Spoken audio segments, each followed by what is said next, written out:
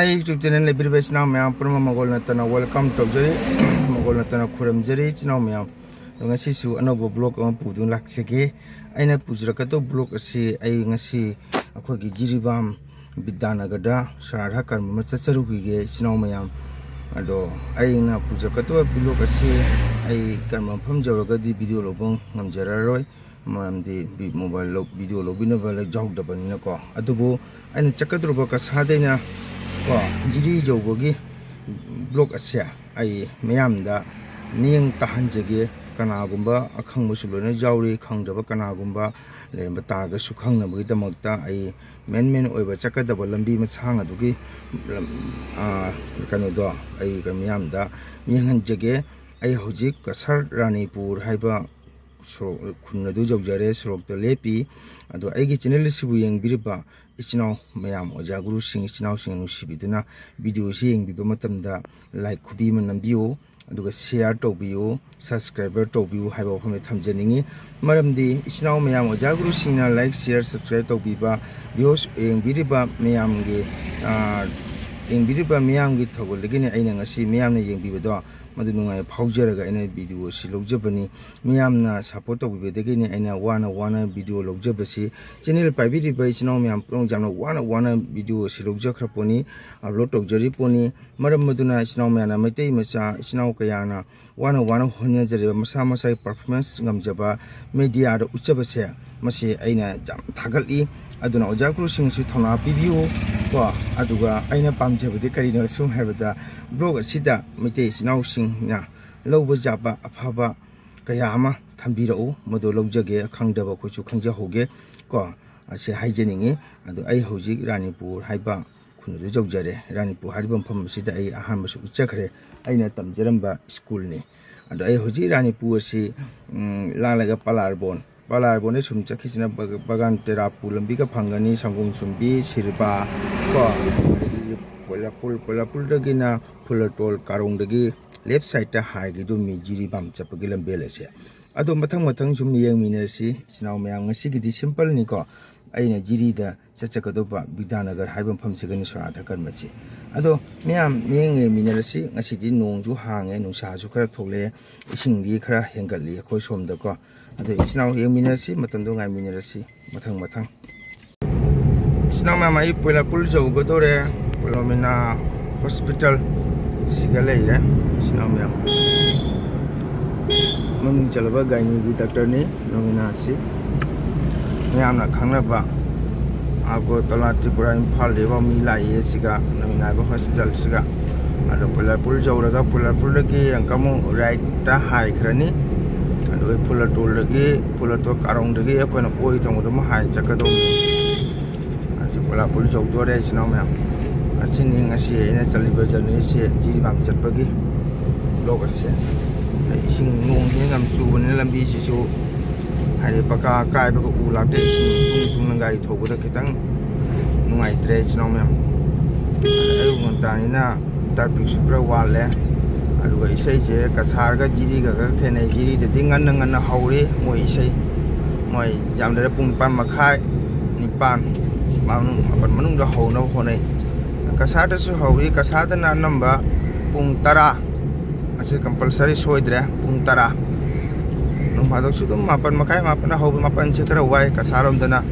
dum la babok se la pa pa aduga jiri dana babok amani butil labri ta sei je sankirtan howa aduna sangki sei se ko pung phai aduna sina mayam polapul jore aini chali polapul se ai nom sa ja gam chi chung chi chakar kana joypur kamranga ani ko ai oi thangbasina Rabu bagan haidana asini ado polapul karong jawre se polapul kitang chalaga matamda koi sargi MLA mantri oramba Dinesh Prasad Gola maki mayum phangani rail crossing jawdringai dani Dinesh Gola gi mayum ase ado sino mayam mathang sum jengsi ado polapul pulatol dagi jidi haijalam dai damu yeng minasi sino mayam lambele se ne sum mayam da share tawbani loina khangnarabani adubu khangdaba kana agusu jalongmani lo khangna baina sum aina lambela si lobani ase ama si building se si building se ni bolagi afaba minister ni ꯃꯥꯒꯤ ꯃꯈꯥ ꯊꯪꯕ ꯃꯤ ꯐꯠꯇꯕꯗꯒꯤ ꯈꯔ record ꯅꯨꯡꯉꯥꯏꯈꯤꯗ꯭ꯔꯦ ꯑꯗꯣ rail crossing ꯌꯧꯔꯦ ꯄꯨꯜꯂꯥꯄꯨꯜꯒꯤ ꯇꯣꯜꯗꯒꯤ ꯍꯥꯏꯖꯔꯝꯗꯥꯏꯗ ꯑꯃꯨꯛ ꯌꯦꯡꯅꯤꯡꯉꯁꯤ ꯃꯌꯥꯝ ꯐꯨꯂꯇꯣꯜ ꯌꯧꯗ꯭ꯔꯤꯉꯩꯗ ꯕꯣꯔꯕꯤꯜ ꯑꯁꯤꯅꯤꯀꯣ ꯀꯁꯥꯔ ꯕꯣꯔꯕꯤꯜ ꯌꯧꯔꯦ ꯀꯁꯥꯔ ꯕꯣꯔꯕꯤꯜ ꯊꯣꯡꯉꯤ ꯑꯁꯤꯒꯩ ꯆꯠꯈꯠꯂꯒꯅꯤ ꯑꯩꯈꯣꯏꯅ ꯐꯨꯂꯇꯣꯜ ꯐꯪꯒꯗꯧꯁꯦ ꯁꯤꯒꯩ ꯆꯠꯈꯠꯂꯒ ꯕꯣꯔꯕꯤꯜꯁꯦ ꯂꯥꯜꯂꯒ ꯀꯣꯟꯖꯦꯡ ꯂꯩꯀꯥꯏ ꯍꯥꯏꯕ ꯈꯨꯟꯗꯣ ꯐꯪꯒꯅꯤ ꯀꯣꯟꯖꯦꯡ ꯂꯩꯀꯥꯏꯗꯅꯤ ꯃꯅꯤꯄꯨꯔꯤ ꯒꯦꯁ ꯍꯥꯎꯁ ꯂꯩꯁꯦ ꯑꯁꯤ ꯀꯣꯟꯖꯦꯡ ꯂꯩꯀꯥꯏꯁꯤꯒꯅꯤ ꯑꯩꯈꯣꯏꯒꯤ ꯃꯅꯤꯄꯨꯔꯤ ꯗꯤꯕꯦꯂꯞꯃꯦꯟ ꯀꯥꯎꯟꯁꯤꯜꯒꯤ ꯆꯤꯌꯔꯃꯦꯟ ꯑꯩꯈꯣꯏ ꯃꯤꯡ ꯄꯟꯖꯔ ꯃꯦꯗꯥꯝ ꯆꯦꯔꯤꯅꯥ ꯃꯥꯒꯤ ꯃꯌꯨꯝ ꯐꯪꯉꯒ ꯑꯗꯨ ꯃꯇꯨꯡꯗ ꯑꯩꯈꯣꯏꯒꯤ ꯍꯟꯗꯛ MLA ꯃꯟꯇ꯭ꯔꯤ ꯅꯧꯅ ꯐꯪꯉꯤꯕ ꯑꯩꯈꯣꯏꯒꯤ ꯀꯧꯁꯤꯛ ꯔꯥꯏ ꯑꯗꯨ ꯐꯪꯒꯅꯤ ꯑꯁꯤꯒ ꯔꯤꯅꯥꯒꯤ ꯃꯌꯨꯝ ꯁꯤꯒ ꯂꯩꯔꯦ ꯁꯤꯅꯥꯎ ꯃꯌꯥꯝ ꯁꯦ ꯔꯤꯅꯥꯒꯤ ꯃꯌꯨꯝꯅꯤ ꯑꯗꯨꯒ ꯑꯁꯤꯅꯤ ꯀꯣꯟꯖꯦꯡ ꯂꯩꯀꯥꯏ ꯂꯝꯕꯤ ꯂꯩꯍꯧꯔꯦ ꯁꯤꯅꯥꯎ ꯃꯌꯥꯝ ꯑꯁꯤꯗ ꯂꯩꯔꯦꯁꯦ ꯑꯁꯤꯅꯤ ꯀꯧꯁꯤꯛ ꯔꯥꯏ ꯃꯟꯇ꯭ꯔꯤ ꯁꯥꯕꯒꯤ ꯃꯌꯨꯝ ꯁꯤꯒ ꯂꯩꯔꯦ ꯁꯤꯅꯥꯎ ꯃꯌꯥꯝ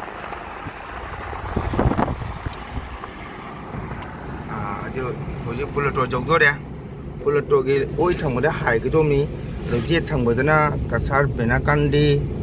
ꯑꯁ꯭ꯔꯥ ꯂꯕꯨꯛ ꯁꯨꯅꯥꯏ ꯁꯨꯝ ꯆꯠꯈꯤꯕ ꯍꯥꯏꯇꯥꯔꯦ ꯑꯗꯣ ꯑꯁꯤꯒ ꯑꯩꯈꯣꯏ ꯏꯅꯥꯎ ꯗꯨꯍꯥꯔ ꯑꯃ ꯉꯥꯏꯔꯝꯒꯅꯤ ꯕꯤꯍꯥꯔ ꯃꯥ ꯒꯣꯔꯈꯥꯟꯗ ꯂꯥꯛꯑꯦ ꯑꯥꯗ ꯂꯥꯛꯑꯦ ꯇꯨ ꯕꯤꯍꯥꯔꯁꯦ ꯑꯥꯗ ꯂꯥꯛꯑꯦ ꯒꯥꯔꯤ ꯊꯥꯔꯝꯃꯦ ꯃꯈꯣꯡꯅ ꯂꯥꯛꯏꯁꯤꯅꯤ ꯅꯨꯡꯁꯤꯔꯕ ꯏꯅꯥꯎꯅꯤ ꯃꯕꯨꯛꯆꯦꯜ ꯇꯤꯡꯈ꯭ꯔꯕ ꯑꯉꯥꯡ ꯑꯣꯏꯔꯁꯨ ꯀꯁꯥꯔꯗ ꯗꯨꯍꯥꯔꯗ ꯕꯤꯍꯥꯔ ꯍꯥꯏꯅ ꯃꯌꯥꯝꯅ ꯅꯨꯡꯁꯤꯕꯤꯕ ꯍꯥꯏꯇꯥꯔꯦ ꯋꯥꯉꯥꯡ ꯁꯉꯥꯡ ꯕꯦꯕꯥꯔ ꯊꯧꯒꯜꯂꯣꯟ ꯅꯣꯡꯇ ꯁꯥꯎꯕꯁꯤ ꯂꯩꯈꯤꯗꯕ ꯅꯣꯛꯐꯦꯠ ꯑꯣꯏ ꯃꯥꯏ ꯒꯣꯠ ꯇꯞꯅ ꯇꯧ ꯍꯥꯏ ꯉꯁꯥꯏ ꯏꯁꯤꯡ ꯇꯨꯡ ꯑꯥꯗ ꯂꯩꯔꯦ ꯏꯅꯥꯎꯁꯦ ꯑꯁꯣꯝꯗꯅ ꯔꯣꯕꯤꯟꯗ꯭ꯔꯅꯥꯊ ꯊꯥꯀꯨꯔ ꯊꯪꯒꯥꯜ ꯖꯦꯅꯔꯦꯜ ꯑꯁꯤꯒ ꯃꯨꯔꯇꯤ ꯑꯍꯨꯝ ꯂꯩ ꯑꯁꯤꯅꯤ ꯏꯆꯤꯟꯅꯥꯎꯁꯤ ꯀꯥꯔꯣꯡꯁꯤꯅꯤꯀꯣ ꯁꯣꯝꯗ ꯆꯠꯈ꯭ꯔꯅꯤ ꯐꯨꯂꯇꯣꯜ ꯕꯦꯅꯥꯀꯥꯟꯗꯤ ꯁꯤꯖꯤꯔꯤꯅꯤ ꯑꯁꯤꯅ ꯃꯨꯔꯇꯤ ꯑꯍꯨꯝ ꯂꯩꯔꯦ ꯊꯪꯒꯥꯜ ꯖꯦꯅꯔꯦꯜ ꯔꯥꯅꯤ ꯒꯨꯟꯗꯂꯨ ꯃꯨꯔꯇꯤ ꯃꯈꯣꯏ ꯑꯍꯨꯝꯁꯤꯒ ꯄꯨꯟꯅ ꯂꯩꯔꯦ ꯑꯗꯩꯁꯤꯅ ꯑꯩꯈꯣꯏ ꯊꯪꯒꯥꯜ ꯖꯦꯅꯔꯦꯜ ꯖय ꯀ꯭ꯔꯤꯁꯅ ꯑꯩ ꯏꯅꯥꯎ ꯅꯨꯡꯁꯤꯕ ꯕꯤꯍꯥꯔ ꯂꯥꯛꯑꯦ ꯑꯗꯣ ꯍꯧꯖꯤꯛ ꯅꯨꯡꯁꯤꯔꯕ ꯑꯩꯒꯤ ꯏꯅꯥꯎ ꯏꯕꯨꯡꯉꯣ ꯁꯤꯒ ꯂꯥꯛꯑꯁꯦ ꯌꯥꯝ ꯅꯨꯡꯁꯤꯔꯕ ꯏꯅꯥꯎ ꯅꯨꯡꯁꯤ ꯎꯔꯕ ꯖꯥꯂꯧꯔꯤꯗ ꯃꯇꯨꯡ ꯑꯃꯇꯁꯨ ꯄꯥꯏꯔꯛꯀꯅꯤ ꯑꯩꯅ ꯍꯥꯏꯗ꯭ꯔꯥ ꯆꯪꯉꯛꯄꯒ ꯅꯣꯛꯐꯦꯠ ꯇꯧꯕ ꯃꯥꯒꯤ ꯃꯇꯝ ꯄꯨꯝꯅ ꯁꯤ ꯂꯩꯔꯝꯃꯤꯁꯦ ꯑꯩ ꯏꯅꯥꯎꯁꯦ ꯅꯣꯛꯐꯦꯠ ꯇꯧꯅ ꯃꯌꯥꯝꯅ ꯅꯨꯡꯁꯤꯖꯔꯕ ꯏꯅꯥꯎꯅꯤ ꯗꯨꯍꯥꯗ ꯃꯉꯣꯟꯗ ꯑꯍꯪꯉꯥꯏ ꯌꯥꯎꯈꯤꯗ꯭ꯔꯕ ꯑꯗꯨꯝ ꯃꯃꯣꯟ ꯅꯣꯛꯄ ꯁꯨꯝ ꯂꯩꯔꯕ ꯑꯣꯖꯥ ꯒꯨꯔꯨꯁꯤꯡꯅꯁꯨ ꯌꯥꯝ ꯅꯨꯡꯁꯤꯕꯤ ꯏꯅꯥꯎꯁꯦ ꯑꯗꯣ ꯑꯩꯈꯣꯏ ꯉꯁꯤ ꯏꯅꯥꯎꯒ ꯑꯩꯈꯣꯏ ꯑꯍꯨꯝ ꯊꯧꯒꯜ ꯐꯪ ꯇꯥꯔꯦ ꯑꯗꯨꯒ ꯑꯩꯒꯤ ꯏꯌꯥꯝꯕ ꯏꯕꯥꯏ ꯏꯁꯩ ꯁꯛꯄ ꯔꯟꯕꯤꯔ ꯊꯧꯅꯥꯒꯤ ꯃꯌꯥꯝꯕꯅꯤ ꯑꯁꯦ ꯑꯩꯈꯣꯏ ꯔꯟꯕꯤꯔ ꯊꯧꯅꯥꯒꯤ ꯃꯌꯥꯝꯕ ꯏꯕꯥꯏ ꯑꯩꯈꯣꯏ ꯃꯌꯥꯝꯅ ꯏꯕꯥꯏ ꯀꯧꯔꯦ ꯑꯩꯗꯤ ꯇꯥꯗꯣꯛ ꯀꯧꯔꯦ ꯑꯩꯈꯣꯏ ꯇꯥꯗꯣꯛꯁꯨ ꯏꯁꯩ ꯁꯛꯄꯅꯤ ꯑꯗꯨꯒ ꯏꯆꯤꯟꯅꯥꯎ ꯑꯍꯨꯝ ꯉꯁꯤ ꯊꯧꯒꯜ ꯐꯪꯕ ꯇꯥꯔꯦ ꯑꯗꯣ ꯃꯊꯪ ꯊꯨꯝ ꯌꯦꯡꯁꯤ ꯏꯆꯤꯟꯅꯥꯎ ꯃꯌꯥꯝ ꯖꯤꯔꯤ ꯆꯪꯉꯦꯀꯣ ꯖꯤꯔꯤ ꯍꯥꯏꯕꯗꯤ ꯂꯝꯕꯦꯜ ꯆꯤꯡꯁꯦ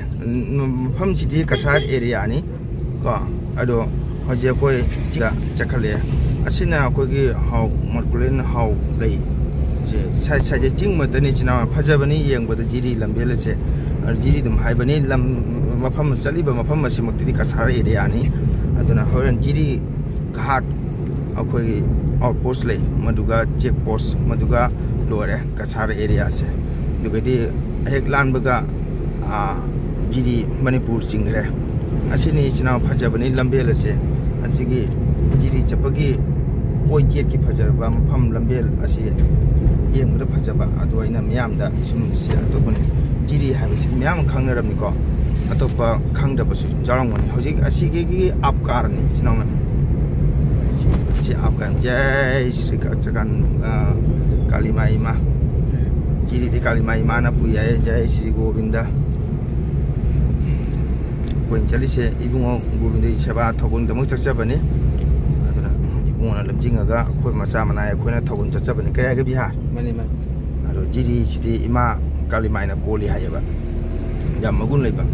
ममांगदसु अय अनिरक सक्चखरे अनिरक अहुमलक जिरी कालीमाई इमागी मांतोक्ता अय दुर्गा पूजा की ओदिबास अय सकपा चचखरे jiri lambil si chinau oi je chong se jing ju kan ninghai re mi nong su lun to li ma re ha pe ti ninghai re sai se jamna golai turning se lei ba hai ta re ado itom ta ga wo di gari ma sa chaka dom ni ado moina ko ibai pu pi ro wai dana ado ibai ga chatli mi aduna jam nungai long jani chapadi koina ta do che chakpa phangna bade mai car da sum atha padadi mai car da sum chatle lai bak phaba hai tare akhoi di helicopter do in chachare nong churagana ibai gi jet plane fighter da chatle tei jung kok tu pakang u se makhong chali mi sinya si jing masang si ka ju moi hang pi me ama ka bu ni pi moi jang na pi jon ba ki hom jon ba su me am phang ni hoi la bu dei me am phang ni ayuk ni na ju mathang sum le rang mani yam phajabani chinau me aduna khoina kasa da gi sei chapa matam ngan chali ngan chali moi se mojit amade mojit nu chani ya ba Asini jam si mo asi se kera UP sondi la kang bu se sini apa danger se ase moi di ong chali mi sen nama so mani lai tam me na makhong lai se wa se angang chai wari te mai te ma cha ko ngam kon te mi gi di lai tam bane mai dharma ngak pai damak ta jeung se sinau mam jiri de na kasarom da makhong lai mi su sang ga lambe la se gari bus lai tuong kon te ba makhong chali mi yong sinau mam adu bo koi mai te sam as sina tam si lao isagi culture jokat si lao hai ba ja bon te ba hai ro ga sei na pung na pu than bra kai na hai ba su jong ni sinau ma ya adu loina khanna ba tara ga di taibang pan se karam hai na hingani ko aduna nam son ba sei sap ko pung ye ba su lai su hai ba sinau singna jamna laina khanbi ganu jamna lai lobinu thawai da ba tawbi ganu hojiki matam asidadi nam soma oja sing ungye ba sing chaurba family ma puraga samaj ga mi mana ba ngamna ba chatnari ba matani ko aduna mi mo oige hairabadi sei sakba tokthokra rickshaw driver na macha engineer oi doctor tamali ko ki home joli ki home ado macha engineer tamali doctor tamali oige ba mi dudi oirra ba mi dudi ne officer su oira sunu ma officer kaya ama thabuk de potharaga mai sangam dadna wayum de leba jawnari asini sinau mya ada mi gi de masagi manat ngak mai damak ta suk sang ji lambe nambol poraga makhong na phutare ei ji kasalom da mojit ama de na mojit ama chatpai damak ta akhoi gi de nungai na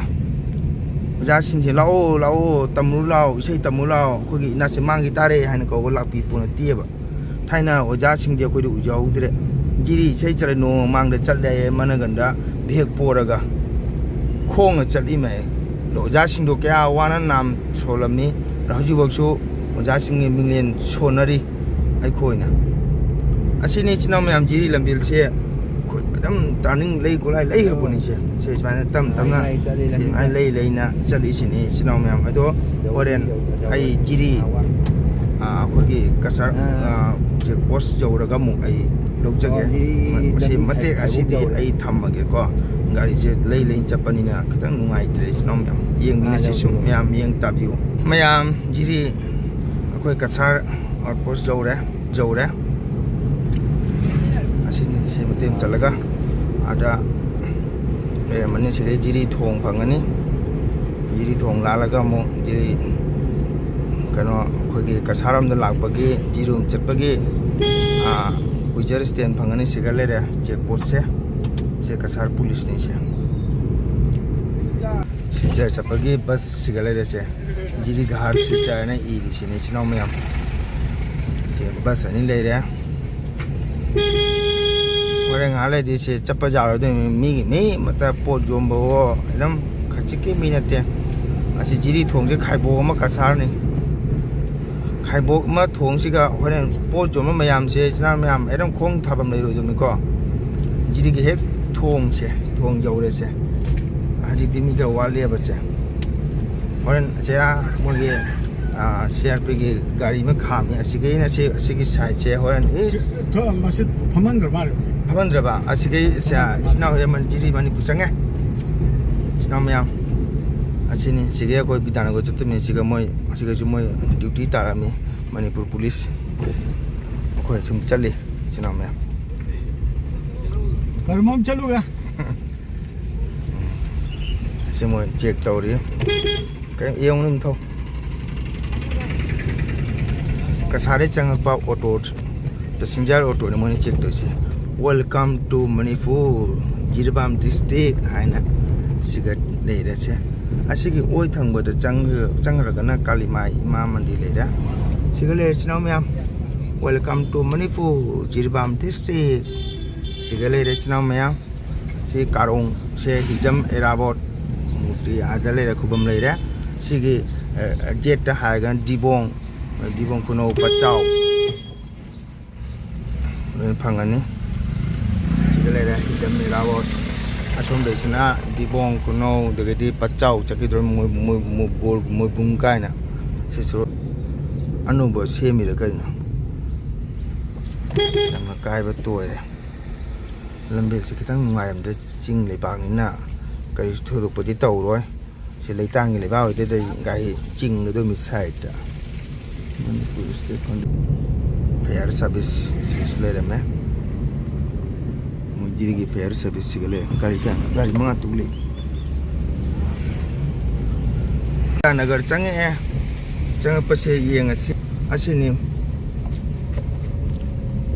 menu tadi tu canggih sini aku ina asyik kayak apa sih? Oh, Mai Kulen Bidanagar. No, sigale Mai Kulen Bidanagar. Oh, matak tana real lambi chatpa. Makha tana nyam chatpa. Sini mayam jiri Bidanagar da lai se lepo garim lai. Mayam saya mitai cing dani moin lai se Bidanagar se. Ara gari khami sini soda male. Ain khanja bata. Ada gari car kami sini di soi itu na school menak tanah itu calo cina mana Bidanagar jauh deh hoji nungsi bagi no tonton itu panggar deh nasi cina thawal pangdor nasi asini Bidanagar jauh sih ada cina mana ada ai berge jangan agak mungkin sih sing cabang tam jauh deh caluk tanah hari saya itu loh dua sekali aja caluk nam tanah hari sih orang cina nam jiri bam Bidanagar hai ba Mai Kulen sino khoi bhai jiban sigale re khoi sinau ngasi nam somina bani sigale re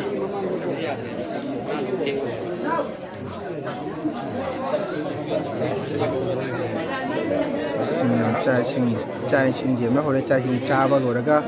khoi so halani sinau mayam bol sa ko yang ma then jami ngasi taw ri